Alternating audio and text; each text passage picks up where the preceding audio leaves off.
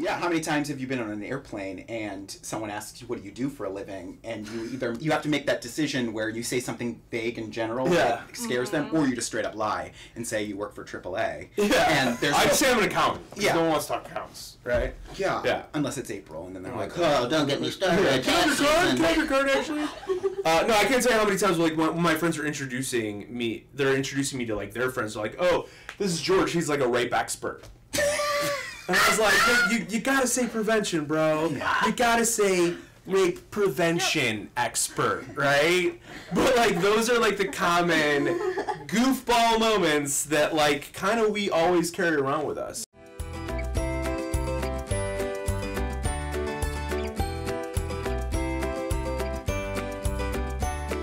Catharsis Productions is an amalgamation of many, many brilliantly hilarious, passionate people dedicated to educating the world on issues regarding oppression, social justice, but doing it in a way that really meets people where they are. I actually met my partner, Dr. Gail Stern, during that event where we both happened to win something called the Shut Up and Laugh Comedy Festival, which is a one-act playwriting festival, and we both happened to write one-person shows starring none other than ourselves. We didn't know each other at the time, but we both really liked to talk, which is why we cast nobody other than ourselves in our own one-person shows. But what was really cool about the opportunity to win this program with her and meet her is the fact that we went into sort of a repertory, if you will, at the Factory Theater for about a month, where we would perform opposite each other, or back to back, over the course of those 4 weeks. And in that period of time, I got a chance to get to know her, and just was awestruck, frankly dumbfounded by how masterfully she would use humor to engage audiences, in particular, like male audiences, in conversations about feminism, sexual violence, sexism, and actually got them to really sit up and listen, almost to the point where I remember sitting next to a couple of fraternity guys who were drinking beer while they were in there. It was a very laid back atmosphere. And afterwards, one fraternity guy turned to the other and went, "That was awesome. Shit, I think I'm a feminist." And it was one of those things where I'm like, "Wow, you know what? She's making a difference here." To be quite frank, Gail and I ended up writing our flagship program, Sex Signals, together after we met at that comedy festival, or that playwriting festival. And we actually, at that point, only created the company simply so that when we did this program on college campuses, they weren't writing an individual check to Gail and an individual check to myself. So we created Catharsis Productions, never anticipating anyone other than she and me doing the program. The first half of the presentation uses a lot of humor, a lot of improv. We're really yes-anding the audience. And in the second half of the presentation, it's sort of, it shifts into saying how if all of these things that happen that we kind of laugh at, in a worst case scenario, if they all really manifest themselves to a place where to a place that becomes dangerous, that is rape culture, and that is what we're a part of. And so at one point, one of the halfway through the presentation, the Gail would say to me, "Hey, I've got an opening line for you to say in the show." And I'd be like, "What's that?" And she's like, "I really didn't rape that girl." And you would see guys on first dates sitting there watching the show and then going, "Oh gosh, oh, what just happened?" And we would make fun of that, of course, a little bit later on. And I think what we try to do is we try to meet audiences where they are to get them to where we want them to go. So our programs are much more relatable. We do use humor in a very strategic way. I think there are some other, there are certainly some other presentations that will say that they will do the same thing. But again, our humor is really, it's almost pedagogical in the way we use it. We're using it to break down arguments. We're using it to get folks to get beyond where they would be otherwise if they were being directly confronted by it. I'm never going to say there's a safe way to do something, but it mitigates at times the risk that can come with just being, I'm right and you're wrong. If we're able to agree with a laugh, if we're able to agree using humor when addressing this issue, we can both perhaps quietly and privately better process that information than if you're calling me out, or vice versa. How do you use humor on such a series of sensitive topics, right, what you're saying? So first thing, we look at theory. There's tons of theory that says humor is great for teaching controversial, and though we don't think of it as controversial, people see this as a controversial topic. Topics, because it lowers their resistance, it increases relevancy, and it also helps them remember the information longer. Tons of research. So blah, blah, blah research. What we socially know is we never want to make fun of people who are victims, and we call them survivors, right? So you never want to make fun of survivors. So our theory is, with our humor punches up, meaning it critiques systems that support oppressive, violent, problematic behaviors. We never punch down at folks who are oppressed or folks who have been the victims of hazing, sexual harassment, sexual assault, microaggressions, etc. Right? So no bias speech, jokes, nothing that is attacking people or peoples, nothing that attacks survivors, but jokes about human and the awkwardness of when we're talking about sex, all the way up to the rape piece. We don't make fun of rape, but we make fun of the institutions that support these stereotypes around that sex that confuse people about it. Our 9 o'clock show was like a lot of like older officers, higher ranking, and after the show, like this giant, like just stereotypical like military man, like thick neck, big dude, like came up and he's like, "Hey, your next show is at 1, right?" And we're like, "Yeah." He's like, "Is it cool if I bring my 16-year-old daughter and her boyfriend?" And I was like, "I mean, sure, if you want, like, you know, this, you know, show's geared towards 18 to 24-year-olds, but like, hey, you know." And sure enough, like, we get there for our sound check at like 12:30, and they're like in line waiting for the theater doors to open, and I walked up to him, he's like, "I told you I'm bringing them." I'm bringing them. And sure enough, like, it was hilarious because the show starts and like they're front row, dead center. He's sitting on the middle, his daughter's on this side, her boyfriend's on this side, and like, they had a great time though. Like in the beginning, like, some of the jokes, like, he was cracking up, the boyfriend was cracking up, the daughter was kind of like, oh my god. But by the end of the show, they were loving it. Like, that's the cool stuff. What makes them so necessary is we don't talk about this stuff. And so we need a place where we just have honest, real conversations. Yeah. I think that that's the thing, is like,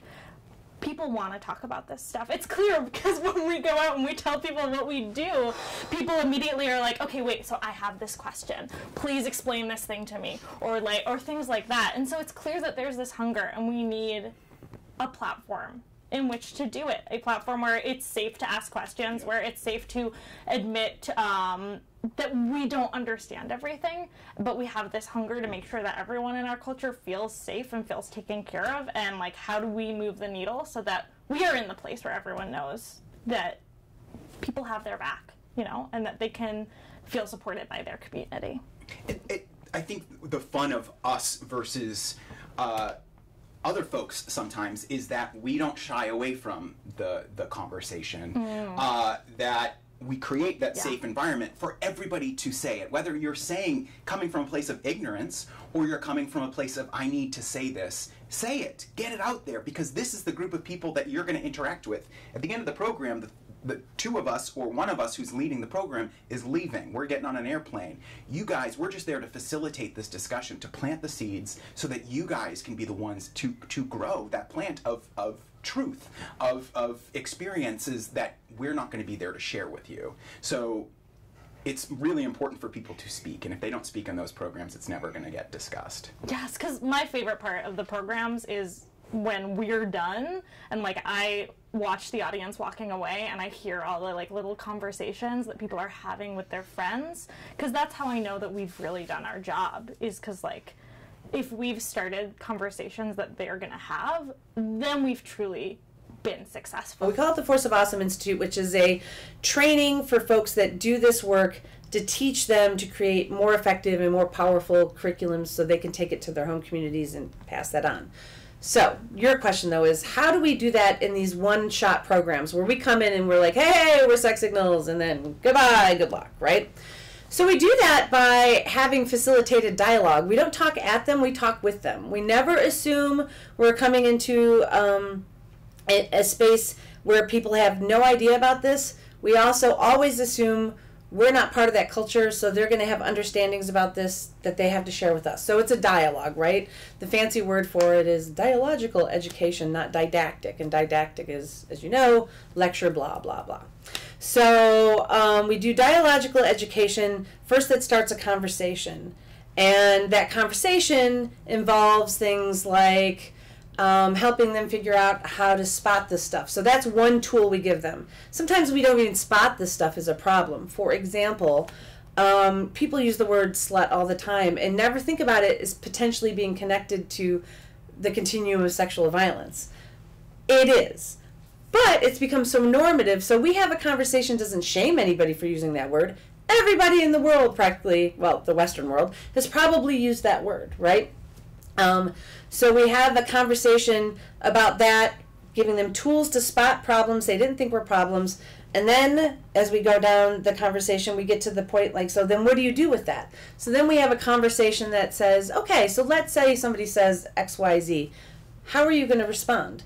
We might give them an example to start out with about how they could respond, but then we're going to let the audience tell us what works for their lives. I could tell you all day long what you should do when you hear somebody use the word slut, but that's only going to work for people my age in my social situation, right? As an 18-year-old freshman, there's no way my experience is going to replicate yours. You have to tell me how you think you could do it. Does that make sense? So in having the conversation, students are saying, okay, I could say this, or I could do this. And another student in the same audience might say, that's not right. This is how you do it. They're both right. They're going to do it for however they're going to do it. So we're going to have a conversation at the end of every show we do, or every presentation we do. We have a conversation on how are you going to implement this change in your life? How are you going to respond verbally? Where are you going to find and get help? How are you going to support people? We don't tell them how to do this. We have a conversation about how can you do this. We recently started looking at a 5-year plan as the world changes. How do we stay at the forefront of these conversations and realizing that, whoa, in like 1 year's time, the national discourse became completely different and transparent. We could see, and we've been tracking the changes slowly, but the ability for one hashtag and a bunch of celebrities taking this stuff seriously has changed the discourse. And so how do we market ourselves to not just be about compliance? That's part of the issue, is that a lot of corporations or a lot of schools or a lot of sports organizations were all about compliance for so long. Check the box. Did you tell people not to rape? Did you tell people not to sexually harass? Did you tell people to be kind? That's all well and good. We know no means no. The intricacies of understanding that yes means yes, and that is also, that's sexy, sure, but it's mandatory. And that's par for the course. How do we move the conversation not to a conversation about compliance, but to a conversation about compassion and cultural change? We have always been about that. And so how do we move into corporate markets like Anne was talking about, moving into bringing our message that has primarily been focused on the 18 to 24-year-olds, and then a lot wider of an age range with the military. How do we take that outside of those two specific realms and introduce that into the world writ large?